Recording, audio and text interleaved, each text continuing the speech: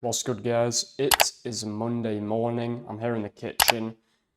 It's the first day of the school holidays, so that's nice. Now we have 6 weeks to just trade. I'm gonna be cooking breakfast. It is what, 10:30. So left it a bit late, but I was up last night getting shit done. So anyway, what do I want to discuss? I want to talk about, first of all, what happened in Poland. So I said I wanted to I wanted to record my shit in Poland. My shit, bro, I made that sound really weird. I said I wanted to record my trip in Poland. Didn't end up doing that because it was just weird because it was a school trip, like it was with school. If I do any trips, which I am doing in like 2 weeks, which, with my family, I'll definitely record some stuff. But because that one was just, a school, I didn't really want, I didn't really want to record and people go, oh, what are you recording for? And then, you've kind of exposed yourself at that point. I'm trying to keep the number of people who know about my YouTube and TikTok and social media shit. I'm trying to keep that number to as close as 0 as possible. So far, it's a little bit above 0, but we can still keep it, pretty low if we're not stupid. However, one of my TikToks has just got 100k views and like 6k likes. So I think at this point, I know that's not viral because I've had viral TikToks like on other accounts, like I'd say 7 million's viral. Like that's the most I've ever got to, like 7.5 million. A lot of myself, but like posting on different accounts. What was I going to say? Oh yeah. So I think with 100k views in one video, I think someone I know is going to find out. And then it's just like, as soon as they tell one person, that's all that matters, and then it just spreads. One person tells one other person, another person tells 5 people. I don't know, but whatever. I've basically come to accept it now that someone I know is going to find this shit.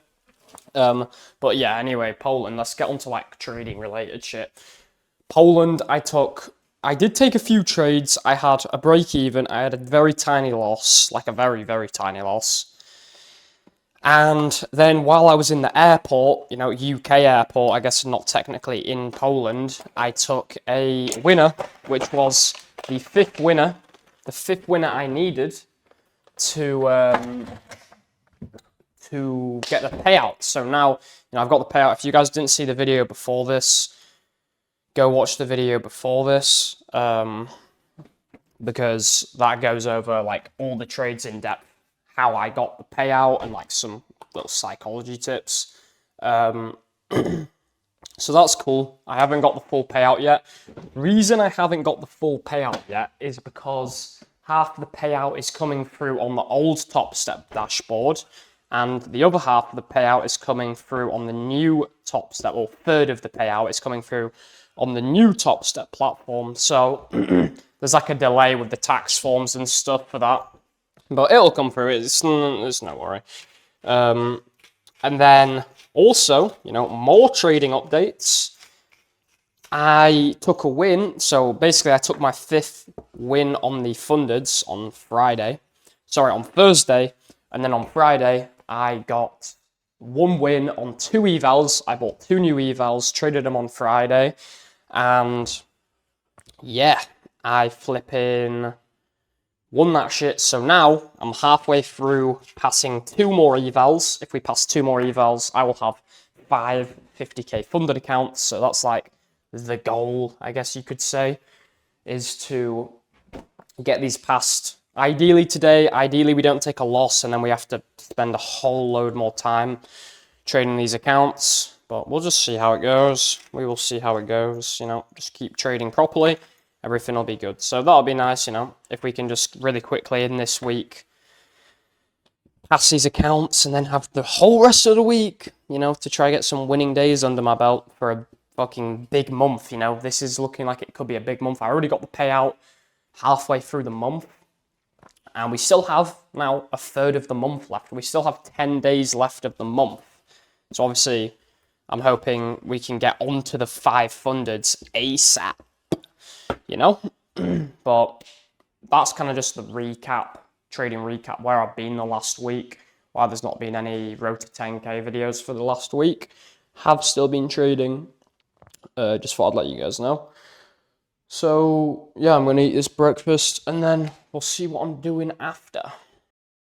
Alright, first off, I wanted to just make sure everyone knows this is a fucking dog lead. It's around my neck because I can't be bothered carrying it.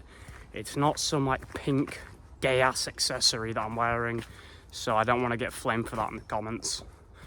But basically, little walk, digest the food, see sunlight, feel humane. I would quite like to start doing these a bit earlier. And by early, I mean it's like 12 o'clock right now.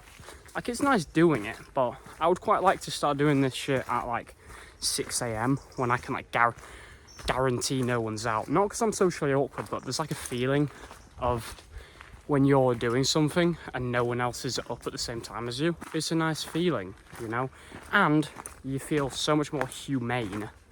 You feel a lot more like a fucking functional human when you wake up at a reasonable time. Like, I woke up at 9:30. It's not like a gooner time, it's not like waking up in the PMs, but I think it would just be quite nice to structure my days to wake up at like 6 a.m, especially during summer, get a nice little early morning walk in. So hopefully, the next few days this week, you'll see me up and out a little bit earlier in the day. But I do have a little bit of motivation. Usually, I'm talking kind of shit about you guys because I'm looking at what you guys are doing and going like, what the fuck are you lot doing? But I actually have some positive stuff to say about you guys who choose to watch the YouTube, right? And that positive stuff is that you guys, I'm taking this shit off, you guys are a lot further ahead in your trading journey than you would probably actually think. And I'll tell you why, why I know that. The reason I know that is because, let me just set the camera up. The reason I know you guys are a lot further ahead because you watch the YouTube is recently, I talked about earlier, one of my TikToks got like 100k views, and it wasn't like there was nothing in the TikTok that was trading related. So it was pretty like, the TikTok went out to like a mainstream audience, I would say. People who haven't even touched trading. They don't know what liquidity is, they don't know what fair value gap is, they don't know any of that stuff. And I probably got, no exaggeration, I swear I'm not exaggerating now, 50 DMs minimum, 50 to 70 DMs of people asking me like, how do I get started? How do I get started? Or just saying those stupid stuff like, oh, should I get this AI bot to help me? Or, should I buy this $2,000 mentorship? Or like, oh yeah, I know about the trend lines and I know about the fucking support and resistance a little bit. Like, these guys have no clue. Like, so many people I've come to realize, because people who see this YouTube, they are typically, Millie, come on. People who see this YouTube, they are typically people who are already they're people who are already interested in day trading. Most of people who see this YouTube just from the YouTube are people who have already started and their feed is getting filled up with, trading YouTube. There might be a few people who have never traded, but mostly, people who see these videos are people who already have knowledge in trading. And you guys wouldn't believe it because a lot of you guys just see yourself as unprofitable, but you guys are like way further ahead than these goons who just doom scroll TikTok and, just like these motivational posts just for like fake dopamine. Like, it's actually crazy how much further ahead you guys already are. So I guess a little bit of like positivity. Stick at it, guys, because you've already taken the first step. If you're watching this video, you've already taken the first step compared to a lot of these people who will forever just go, how do I get into trading? How do I get into trading? And will never actually take a single bit of advice. I know for a fact the people who watch these videos are already ahead. So keep pushing, guys. Don't get demotivated by seeing like people ahead of you, because trust me, like if you know about liquidity, fair value gaps, inverse fair value gaps, breaker structure, SMTs, you know more than like 95% of people already. So don't let the niche corner of social media profitability fool you into thinking you're fucking dog shit. Are you profitable? No, probably not. But, you know, you're ahead of most. Time lapse of New York session. Before, you know, I recap or give you guys light details on New York session, I just wanted to say, make sure you're subscribed. Trying to hit 2,000 subscribers by the end of the summer. And also, if you're not on the Discord, join the Discord link in description. Or, you know, if you want some like one-on-one help, let me know and I can sort you out with that for trading. But anyway, I was pretty indecisive off New York Open, and I'm not going to show any clips from New York's stream because it was a stream and most of you guys have already watched it. So also, if you're not already watching the streams, make sure you're watching the streams because, you know, you'll probably get some value from them. Not taking signals, you know, I delay the stream so you cannot take signals, but definitely hop in the streams. And as you can see, New York opened like massively bullish. Could have, you know, debatably taken longs, but the 15-minute gap was what was holding me back. You know, I end up cutting a little bit more forward, and as you can see, we just kept going up and up. It must have been like a 200-point move. And then we just started chopping a bit higher after the initial move. And at this point, you know, there's usually two options. From what I've seen in the last month, we boom up to all-time highs, and we just keep on just going up and up and up with no entry. Or we, you know, we chop, and then we end up coming back down. In this situation, neither of them happened. We just literally end up chopping. So this is the new third scenario, which has not played out as of recently, which did play out now.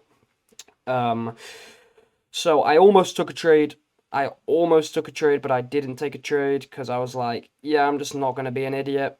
And luckily, you know, the trade that you can see me entering here, it would have hit stop loss if I did enter it, but I didn't enter it. And I'll go over more now. Alright guys, gotta be a little bit quiet.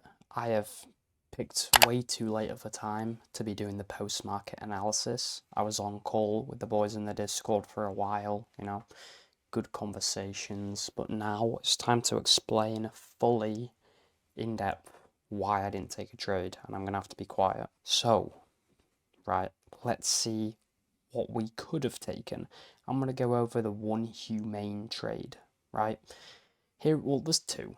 There's two trades I could have taken, which I didn't, and I'm fine with not taking. But let's go over them, right? Really, we're going on the 1 hour, right? One of the trades I could have taken would have been off of this hourly SMT. If we go on the 1 hour, we can see we've got an hourly SMT. That is really good. I really like that hourly SMT, right? Where are, you know, our targets? If we look left, you know, here is our most obvious target, London highs, and, you know, I guess all-time highs are our most obvious bullish target, right? And we come on the 5 minute, and this is the thing with me, right? I am really stubborn with trading pre-market. Doesn't matter if it's even a minute before market open. I'm really stubborn with trading pre-market. And as you can see here, you know, I could have taken this inversion. I could have taken the inversion, and that was at 9:20, so 10 minutes before market open. I fuck with this trade heavily, you know. Bear in mind, we do have the 15-minute gap, which is here. So as soon as this 15-minute gap gets hit, you know, I would be going break even really flipping soon. You know, this will be a really quick break even, hold it for the 1-to-1. You know, I would have won the trade pre-market. I didn't take that because I am a stubborn motherfucker and I don't want to trade pre-market. I don't usually trade pre-market. I don't want to change anything up because what I'm doing right now is working. So just because I've seen this play out pre-market doesn't mean, you know, I'm going to start doing this all the time because what I'm doing right now, my strategy is working. If it ain't broke, don't fix it. You know, the reason I didn't still take the trade on market open is because we had come into this 15-minute gap. So you can see 15-minute gap. I was actually looking, I mean, I wasn't even looking for shorts out of it. I was just so indecisive that I just didn't want to trade. Now, the second entry that was, pretty humane would have been off of the closure of this candle. After we close like this, we can really expect to hit these London highs. That's basically guaranteed. Stop loss would probably, if we want a humane stop loss, we probably want it here. Break even would be here. As soon as we hit London highs, I'm going break even. And then, because that is the freest break even in the world. A lot of the time you'll get, stopped out at break even. This time it wouldn't have happened. This would have been a trade, I could have been more likely to take, but again, it's not super aligned with my strategy. But I could have taken, this is a trade I could have taken, to be fair. Looking back on it, I definitely could have taken it.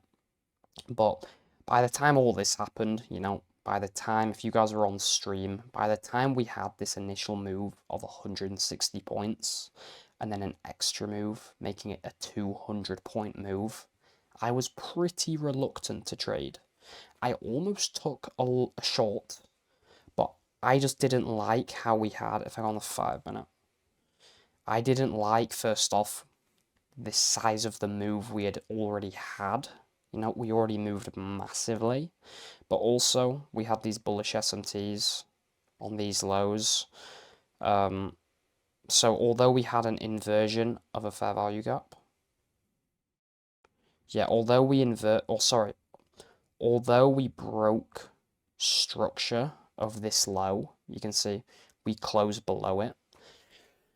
It was still really cooked just because of the bullish SMT, and obviously, if I were to have taken this trade, I would have been stopped out. There's no way I wouldn't have even achieved a break even. I would have been stopped out. So I'm glad I used my brain to avoid a loss there. I am a bit annoyed I didn't catch either of those longs. But hey, my strategy's fine. I'm not just going to start changing stuff just because I missed out on one trade. In the future, is that something I probably would take? Yeah, just because of how free the break even was on this. But the whole pre-market thing, I'm not going to start trading pre-market just because I've seen it work once. Video over. Join the Discord. Subscribe to the YouTube. See you guys tomorrow.